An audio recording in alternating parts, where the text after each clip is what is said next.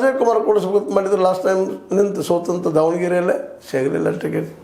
ಸ್ವತಂತ್ರವಾದ ಮೀಡಿಯಾಗೆ ಬೇಕಾಗಿರುವುದು ಸ್ವತಂತ್ರ ಧ್ವನಿ. ಆ ಸ್ವತಂತ್ರ ಧ್ವನಿ ಉಳಿಸಲು ನೀವು ಮಾಡಬೇಕಾದದ್ದು ಇಷ್ಟೇ. ಅದೇನಪ್ಪಾ ಅಂತಂತಂದ್ರೆ ನಿಮ್ಮ ಕೈಲಾದಷ್ಟು ಸಹಾಯ ಈ ಚಾನಲ್ಗೆ ಮಾಡಿ ಹಾಗೂ ನಿಮ್ಮ ಧ್ವನಿಯನ್ನು ಕಾಪಾಡಿಕೊಳ್ಳಿ. ಅದರ ಬದಲಾಗಿ ಶ್ರೀನಿವಾಸ್ ಟಿ ದಾಸ್ ಕರಿಯಪ್ಪ ಅವ್ರಿಗೆ ಕೊಡಿಸಿದರು.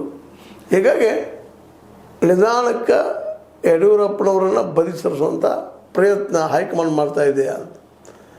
ಇದರಿಂದ ಲಾಭ ಪಕ್ಷಕ್ಕೆ ಎಷ್ಟು ಆಗ್ಬೋದು ಅಥವಾ ಹಾನಿ ಎಷ್ಟು ಆಗ್ಬೋದು, ಈಗ ಮತ್ತೆ ಚರ್ಚೆ ಸ್ಟಾರ್ಟ್ ಆಗ್ಯದ. ಈ ನಡೆಯಿಂದಾಗಿ ಅಥವಾ ಇಲ್ಲಿ ಪರೀಕ್ಷೆ ಮಾಡ್ತಾ ಇದೆ ಹೈಕಮಾಂಡ.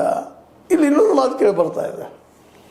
ಯಾಕೆಂದ್ರೆ ಈಗ ನಾವು ಹಲವು ಸಲ ಚರ್ಚೆನೂ ಮಾಡಿದ್ದೀವಿ. ಅದನ್ನು ಲಿಂಗಾಯತ್ ಒಕ್ಕಲಿಗ ಲಾಬಿಯನ್ನು ಬಂದ್ ಮಾಡಬೇಕು ಅನ್ನೋದು ಸೆಂಟ್ರಲ್ ಗೌರ್ಮೆಂಟಿಂದ ಅಥವಾ ನಮ್ಮ ಕೇಂದ್ರ ಸರ್ಕಾರದ ಅಥವಾ ನಮ್ಮ BJP ಸರ್ಕಾರದ ಮೋದಿಯವ್ರ ಪ್ಲ್ಯಾನ ಅನ್ನುವಂಥದ್ದು. ಯಾಕಂದ್ರೆ OBC ಮತ್ತು ಅದೇ ಕಾಲಕ್ಕೆ ದಲಿತ ಮೈನಾರಿಟಿ ಇವರ ಮತಗಳನ್ನು ತೆಗೆದುಕೊಳ್ಳೋದು ನಾವು ಕರ್ನಾಟಕದಲ್ಲಿ ಸಾಧ್ಯ ಇಲ್ಲ ಅನ್ನುವಂಥ ಒಂದು ಮನಸ್ಥಿತಿಗೆ ಬಂದು ನಿಂತದನ್ನು. ಕೇವಲ ಲಿಂಗಾಯತರ ಬೆಂಬಲ ಮಾಡಲಿಕ್ಕೆ ಸಾಧ್ಯ ಇಲ್ಲ, ಮತ್ತು ಕೇವಲ ಲಿಂಗಾಯತ ಬೆಂಬಲ ಮಾಡಿದರೆ ಗೆಲ್ಲಲಿಕ್ಕೆ ಸಾಧ್ಯ ಇಲ್ಲ ಅನ್ನೋದು ಮನವರಿಕೆ ಆಗಿದನ. ಯಾಕಂದ್ರೆ ನಮ್ಮ ಯಡಿಯೂರಪ್ಪನವರು ಲಿಂಗಾಯತ ಲೀಡರು, ಇಲ್ಲಿವರೆಗೆ ಅವರು ಗೆಲ್ಲಿಸಿಕೊಟ್ಟಿದ್ದು ಲಿಂಗಾಯತ ಲೀಡರಪ್ಪ ಅನ್ನೋ ನೆಲೆಗಟ್ಟಿನಲ್ಲೇ. ಹೀಗಾಗಿ ಕೇವಲ ಲಿಂಗಾಯತರು ಬೆಂಬಲಿಸಿದರೆ ನಾವು ಸರ್ಕಾರ ರಚನೆ ಮಾಡ್ಬೋದಾ?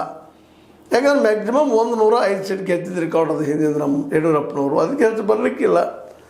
ಈಗಂತೂ ಮತ್ತೂ ಕಷ್ಟ ಆಗ್ತದೆ. ಯಾಕಂತಂದ್ರೆ ಲಿಂಗಾಯತ ಮತ್ತು ಒಕ್ಕಲಿಗ ಲಾಬಿ ಒಂದಾದ್ರೆ ಮಾತ್ರ ಸಾಧ್ಯ ಅನ್ನೋ ಒಂದು ವಿಚಾರಕ್ಕೆ ಬಂದಿರಬಹುದು ಅನ್ನಿಸ್ತದೆ.